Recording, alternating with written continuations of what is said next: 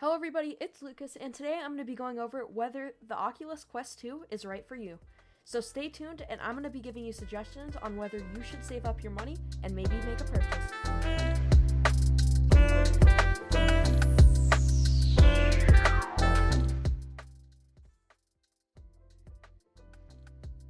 Alright, so the first point I'm going to be making on VR gaming as a whole is probably going to be the graphics section. So if you're expecting to get a VR for nice, crisp gaming, that's probably not what you're going to want to use it for. The games are fun, but the graphics and textures aren't too amazing, especially the pixel count. It's not super high.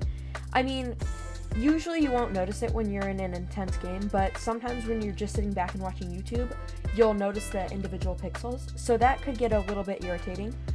Another thing I wanted to go over was how fun they are. The games are decently fun. Sometimes you could get a little bit sick of them, but they're pretty fun. There's still a bunch of new games being created. There's a outside program that you could use for most smaller games that haven't been officially published on the store yet, kind of like how Xbox's game store system uses it. And that brings me to my next point.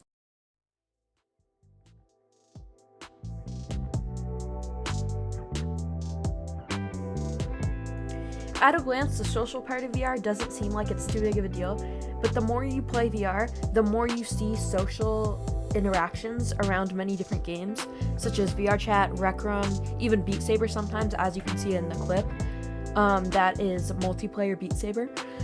But the most popular games on the Quest currently are mostly based around being social and hanging out with people and talking with people. So if that's not your style, I wouldn't really recommend the Quest for you. Of course, there's a bunch of single-player games, but for the most popular games and the most widespread games, those are mostly social games.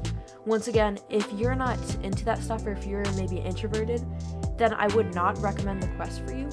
But other than that, the Quest has a lot of fun games. They do get tiresome after a while, and the Quest battery life is about 2 hours. And it doesn't have a counterweight, so it does pull on your neck. So the Quest is more intended for shorter periods of playtime. But once again, if you don't like hanging out with people and that kind of stuff, then the Quest probably isn't the way to go.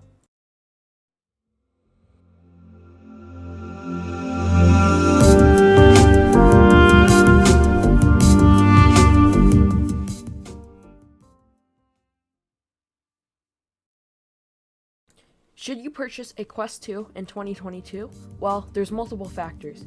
Do you like social interactions? If the answer is yes, then it may be worth looking into. Are you more of a casual gamer than a competitive gamer? If the answer is also yes, then I would recommend it. Another thing I wanted to say before this video ends is I would not recommend the Quest 2 as a first console because it is a little bit, it differs from typical gaming. So I would recommend something maybe like an Xbox or a PlayStation first.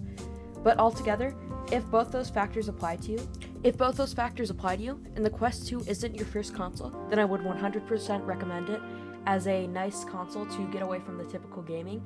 And it's more of an experience-related console. So yes, I would recommend the Quest 2. I hope you guys enjoyed this video. I hope maybe this helped you gain a new perspective on the Quest 2. And I hope everybody watching this has a good day. Thank you for watching. I'll see you guys next time. Peace.